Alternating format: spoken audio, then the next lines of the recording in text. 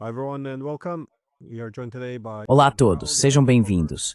Hoje estamos com Ian Proud, ex-diplomata britânico, que passou os anos entre 2014 e 2019 na Embaixada Britânica em Moscou. Mas o tema de hoje é a guerra no Irã, os objetivos americanos e também as consequências dessa guerra. Então, seja bem-vindo de volta ao programa, Ian. Welcome back to the program, Ian. É bom ver você de novo. E também foi ótimo te conhecer pessoalmente em Tbilisi há algumas semanas. Aquilo também foi muito legal. That's nice too. Yeah, very much so. Regarding Sim, Iran, though, com certeza. what I found Bem, em relação ao Irã, o que achei muito notável foi como os objetivos do lado americano mudaram bastante ao longo da semana. Ou seja, inicialmente eles não deveriam fazer parte da guerra. Depois o caráter da guerra mudou. Era para ser sobre o programa nuclear. Depois passou a ser sobre mudança de regime. Eles eram contra um cessar-fogo, depois passaram a defender um cessar-fogo. Como você interpreta essa situação? São interesses concorrentes dentro dos Estados Unidos? É uma forma de acomodar as diferentes vozes? Ou é simplesmente os Estados Unidos mudando suas políticas com base no que pode ser alcançado? Inicialmente, havia muito entusiasmo com o sucesso, e depois pareceu mais preocupante, talvez, que isso fosse algo, uma guerra que eles estavam perdendo. Que lições você tirou dessa guerra? What lessons have you drawn from this war?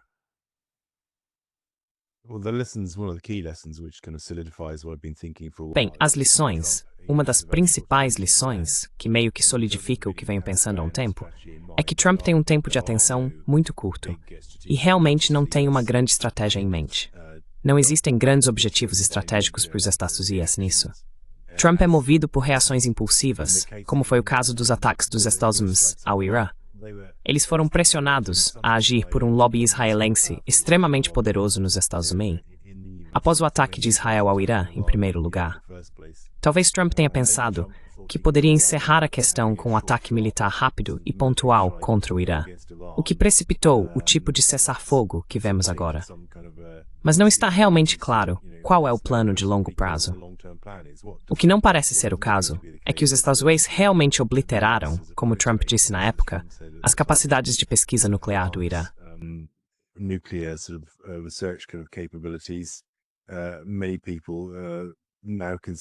Muitas pessoas agora estão preocupadas que isso só vai acelerar a busca do Irã por uma bomba.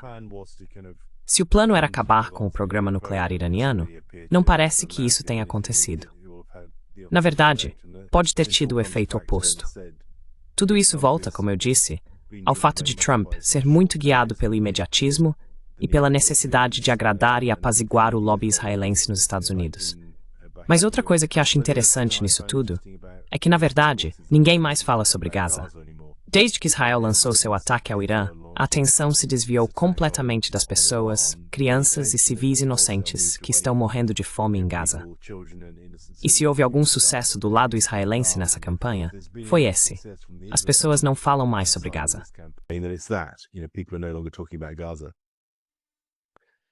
Do you see, given that the shift Você percebe, dadas as mudanças do início para o fim em termos de otimismo, porque no começo tivemos aquele grande choque e pavor, os israelenses conseguiram derrubar as defesas aéreas do Irã por algumas horas. Parecia haver a suposição de que haveria paralisia, que tudo iria desmoronar no Irã, parar de funcionar, e talvez acontecesse um colapso semelhante ao que ocorreu na Síria, e uma mudança de regime. Então, a ideia era que o Irã era um tigre de papel que poderia ser derrubado facilmente. E, embora o Irã possa ter sido subestimado, também parece que Israel foi superestimado em relação ao poder do Domo de Ferro, que tem sido muito exaltado há tanto tempo. Mas isso foi um erro de cálculo baseado em informações ruins? Ou foi uma negligência das informações? Como tudo deu tão errado? How did it go so wrong?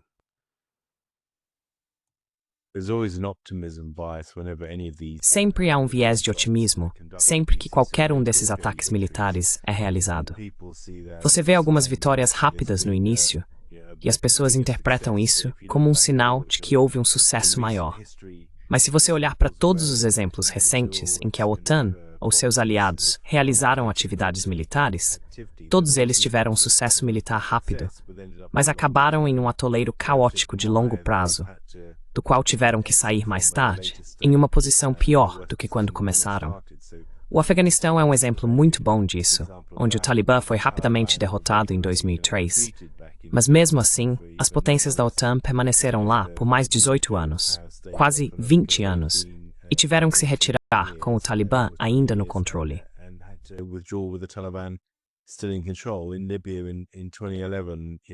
Na Líbia, em 2011, Gaddafi foi rapidamente deposto, e desde então, essa terrível guerra civil continua. O mesmo aconteceu com a guerra do Iraque em 2003. Você sabe, Saddam Hussein foi rapidamente deposto, mas então os americanos ficaram presos nesse tipo horrível de conflito internacional, que acabou dando origem ao ISIS. Então, o que eu acho que é diferente no caso do Irã é que algumas dessas mesmas condições não necessariamente se aplicam. Não há uma guerra civil interna em andamento, como aconteceu no Iraque, e obviamente ocorreu na Líbia, e que já estava em curso de qualquer forma. É isso.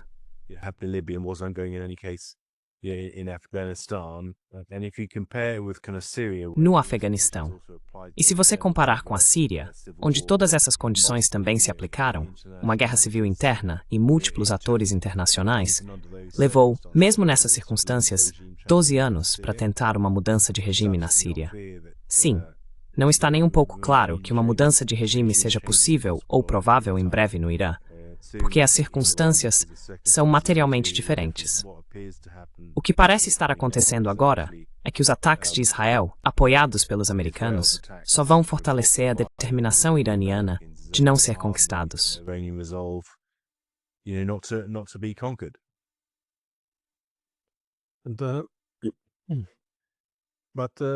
Mas em relação aos ataques que realmente aconteceram, houve muita discussão sobre até que ponto eles foram bem-sucedidos.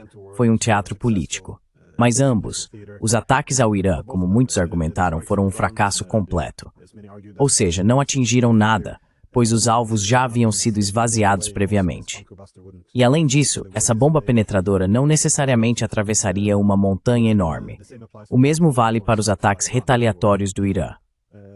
Eles atingiram em grande parte bases americanas vazias no Catar, o que também foi simbólico, para retaliar, mas sem comprometer a possibilidade de buscar um cessar-fogo depois. Novamente, retaliar sem escalar o conflito. Como você avalia esses ataques?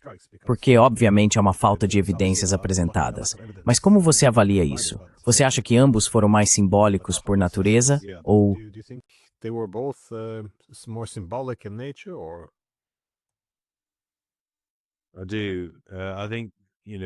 Sim, eu acho que certamente os ataques dos Estados Unidos e o ataque retaliatório do Irã, se é que podem ser chamados assim, foram ambos fortemente coreografados.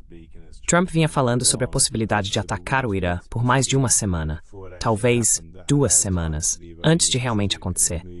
Isso deu tempo para os iranianos moverem qualquer equipamento sensível que pudessem ter, o que, segundo relatos agora, sugere que foi exatamente isso que aconteceu. Esses relatórios de inteligência, vazados do lado dos Estados Unidos, indicaram que os ataques dos Estados Unidos tiveram um efeito bastante limitado no programa nuclear do Irã, e os ataques iranianos em resposta foram igualmente limitados.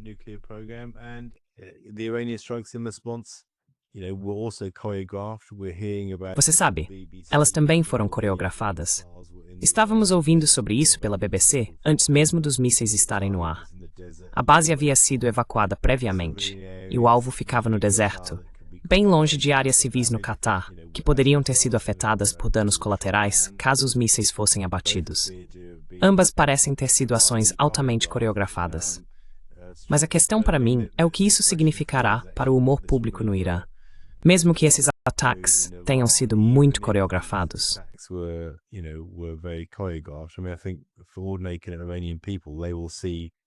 Quero dizer, acho que para as pessoas comuns do Irã, elas verão a maior superpotência militar do mundo, lançando esses tipos incríveis de armas em seu território, usando bombardeiros furtivos que nenhum outro país no mundo pode bancar. Acho que muitos vão sentir que estão sendo atacados pela maior superpotência global, e que isso é profundamente injusto. Isso vai fortalecer a determinação deles em apoiar as autoridades iranianas, para ser franco. Então, quero dizer, a questão da coreografia parece ser irrelevante para o que isso realmente significa para o humor público no próprio Irã. Acho que, claramente, algumas pessoas esperam que isso fomente algum tipo de agitação que leve à ascensão de um novo Shah, esperando nos bastidores para entrar e reintroduzir a autocracia real. Mas quero dizer, há muito pouca evidência de que exista qualquer clima para que isso aconteça.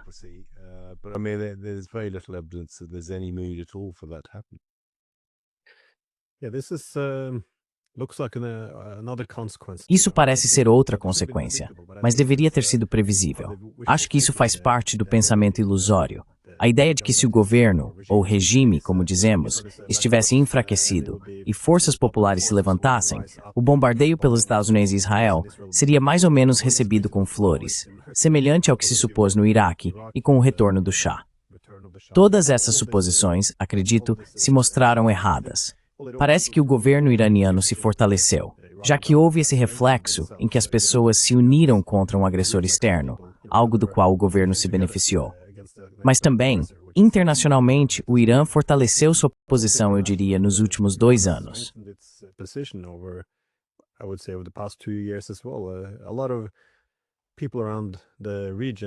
Muitas pessoas na região estão bastante revoltadas com o que foi feito em Gaza. E parece que o Irã e o Iêmen, e pode-se incluir o Líbano também, foram mais ou menos os únicos que defenderam os palestinos, enquanto seus próprios governos ignoraram a situação. E agora, claro, Israel ataca o Irã. O Irã não só revida, mas isso é interpretado por muitos como Israel e os Estados Unidos tendo que recuar e aceitar uma paz, dado o poder do Irã. Parece que o Irã sairá disso muito mais fortalecido, tanto internamente quanto no cenário internacional. Isso não deveria ter sido previsto, ou pelo menos calculado como um risco.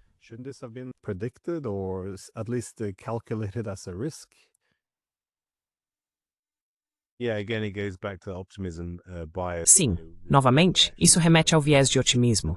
Sentimos que, na verdade, o peso da economia e do poder militar está do nosso lado e vai prevalecer no final, mesmo que não tenha havido nenhum momento desde cerca de 68 em que isso tenha parecido remotamente provável no próprio Irã. Então há muito, como você disse, pensamento ilusório.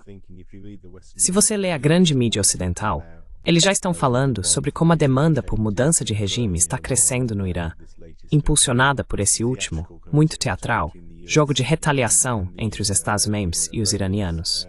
Acho que, na verdade, o maior passo para o Irã no último ano foi entrar para o BRICS. E o que isso significa para o futuro do Irã, com esse tipo de, o que alguns chamam de maioria global, em alinhamento com indianos, chineses, russos e o mundo em desenvolvimento em geral. Há uma sensação de que o Irã está tentando se normalizar dentro dessa comunidade global que está se afastando do hegemon global dos Estados Unidos e se tornando muito mais multipolar. Acho que isso, em última análise, vai decidir o destino do Irã no futuro. Mas mesmo assim, a paixão ocidental por mudança de regime continua inabalável. Eu realmente não sei o que explica isso. Se não é no Irã, é em outros países, como a Geórgia, por exemplo, ou na Romênia, ou agora na Hungria. Em qualquer lugar onde você encontra governos que realmente enfrentam o progressismo liberal ocidental, há tentativas em andamento de destituir os governos desses países, o que é um sinal profundamente preocupante dos tempos em que vivemos hoje.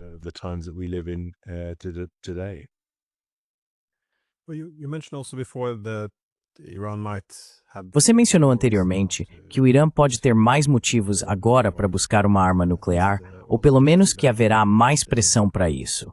O que você acha que isso significa para o Tratado de Não Proliferação e também para a IAEA? Porque agora vemos que o parlamento iraniano decidiu cortar relações com a IAEA. Eles disseram que precisam garantir a segurança de suas instalações nucleares antes de permitir o acesso da agência, já que a IAEA é vista como vazando informações. Mas como o controle de armas e quaisquer acordos nucleares vão se desenhar daqui para frente?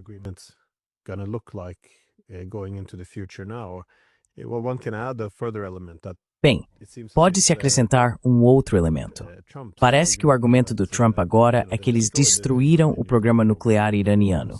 E qualquer um que diga o contrário, Trump afirmou que estão tentando miná-lo. Mas se não existe mais programa nuclear, não resta nada para o Irã. Trump não acabou de eliminar também o motivo para ter controle de armas ou para atacar o Irã? Quero dizer, como podemos começar a discutir isso agora, se nem os americanos, nem os iranianos parecem ter algo sobre o qual estejam dispostos a conversar com o outro lado?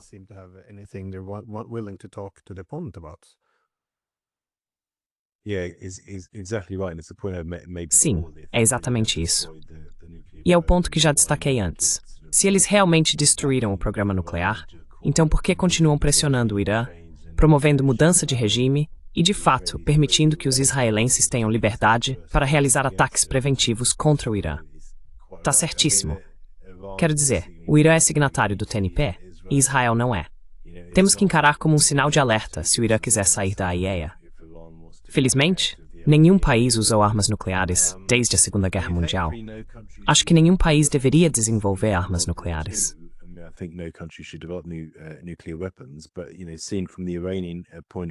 Mas sabe, vendo do ponto de vista iraniano, quando eles estão sendo alvo desses ataques não provocados de Israel, patrocinado pelos Estados Unidos, dá para entender por que, assim como a Coreia do Norte, eles podem achar que é do interesse deles, por razões defensivas, buscar essa capacidade, mesmo que sempre tenham negado que estejam buscando esse tipo de capacidade. Isso volta ao meu ponto inicial sobre o imediatismo de Trump. Na verdade, durante seu primeiro mandato, e neste mandato, ele falou sobre ter um acordo muito maior de não proliferação com Rússia e China. Nada realmente está acontecendo nesse sentido, e essa conversa parece ter saído em grande parte da pauta. Então, eu gostaria que voltássemos a essa discussão mais ampla sobre como estabelecer um controle de armas adequado no mundo, no momento em que muitos dos instrumentos do século XX para isso foram em grande parte desmantelados.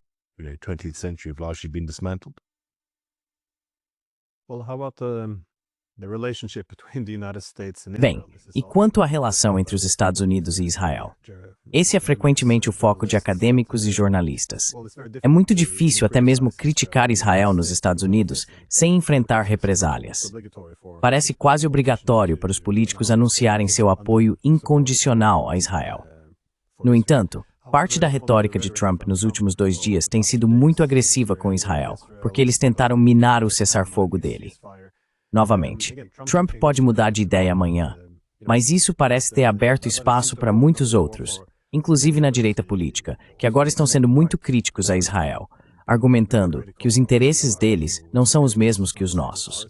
Você vê uma tendência maior aqui, Estados Unidos e Israel se afastando? Não um divórcio, é claro, mas pelo menos um pouco de luz entrando entre eles?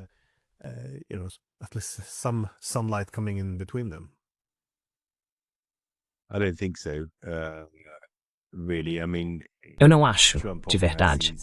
Quero dizer, Trump frequentemente faz essas declarações esporádicas sobre Putin e Zelensky em relação à Ucrânia, onde todos os indícios mostram que, na verdade, os Estados Unidos e os russos estão lentamente começando um tipo de reinício muito maior em suas relações. Isso faz parte do estilo do Trump. Acho que as circunstâncias que me fazem acreditar que a relação com Israel está tão forte quanto sempre esteve são, primeiro, a força do lobby israelense nos Estados Unidos. Segundo, a inclinação islamofóbica dos Estados Unidos, obviamente agravada desde o 11 de setembro. E terceiro, o que é o mais bizarro e desconcertante, é essa dinâmica religiosa e cultural em que um número crescente de pessoas do movimento MAGA está dizendo que você não pode ser cristão a menos que ame Israel. O que é uma loucura, considerando que, se você lê a Bíblia, foram justamente os israelitas que levaram Jesus Cristo à morte.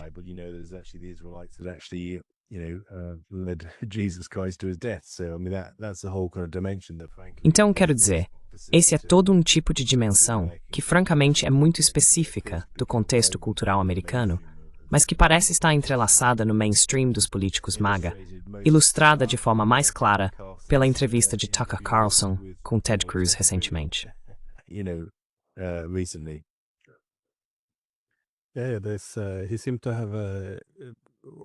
Sim, Ted Cruz pareceu interpretar aquela citação do Gênesis de forma um tanto criativa ao vinculá-la ao Estado de Israel.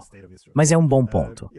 Outra consequência são as linhas divisórias agora dentro do America First, porque pessoas como Tucker Carlson, que tem sido um dos principais apoiadores de Trump, vieram a público e criticaram isso. E em vez de acomodar essa crítica, Trump basicamente atacou qualquer um que o criticasse. Acho que alguns argumentos do campo MAGA foram de que Trump é o líder do America First, então ele decide o que America First significa. Isso parece que pode causar danos permanentes a todo o movimento que ele iniciou. Ou você acha que é só algo superficial?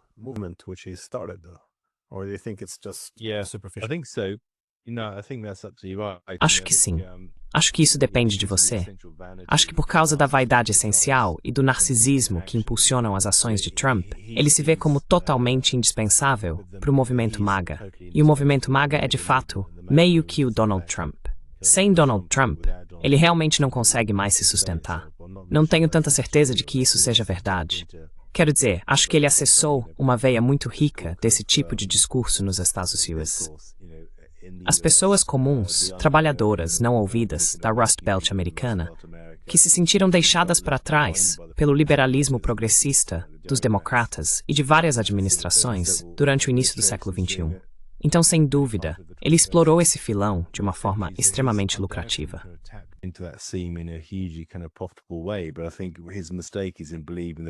Mas eu acho que o erro dele é acreditar que é completamente indispensável para o movimento MAGA. Eu não acho que ele seja. Na verdade, acho que existe um risco de que, com suas ações cada vez mais imprevisíveis, algumas pessoas estejam começando a se perguntar se ele não é um peso para o movimento MAGA. Assim como as pessoas eventualmente perceberam que ter demência não era uma boa imagem para Joe Biden como presidente dos Estados Unidos. Se perceberam isso tarde demais, é outra questão. Mas me pergunto se as rachaduras que estamos começando a ver agora são um sinal de que, na verdade, um presidente de 79 anos, que age de maneiras cada vez mais erráticas e quer centralizar o poder em si mesmo, pode não ser uma boa ideia para a força do movimento a longo prazo.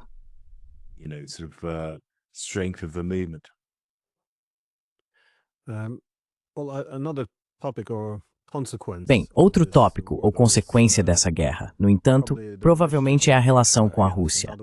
Novamente, mais uma das guerras dos Estados Unidos agora, apesar do que Trump diz, essa também é a guerra dele. Como você acha que isso vai afetar a Rússia em termos de, digamos, confiança na diplomacia dos Estados Unidos, ou preocupações com engano? Ou você acha que vai ser algo mais superficial?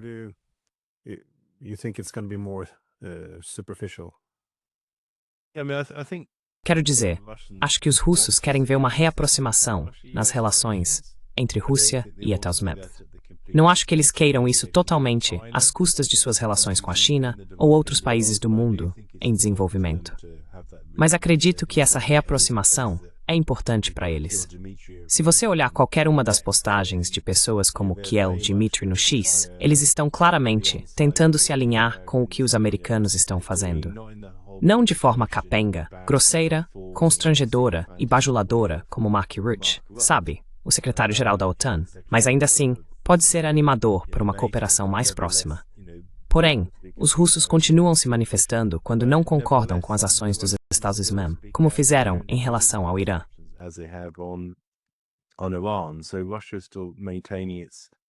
Então, a Rússia ainda mantém sua independência em política externa, sendo capaz de realmente criticar os Estados Unidos, o que eu acho algo totalmente saudável, para ser sincero. Mas acredito que, na verdade, o Putin vai agir com bastante cautela em relação à questão do Irã. Ele quer ter uma parceria mais estratégica com o Irã, especialmente na questão energética, com um corredor passando pelo sul do Irã para o transporte de petróleo, gás e coisas do tipo. Neste momento, Putin aposta muito mais no grupo dos BRICS do que na reaproximação com os astrais. Mas ainda assim, acho que isso continua sendo importante para a Rússia.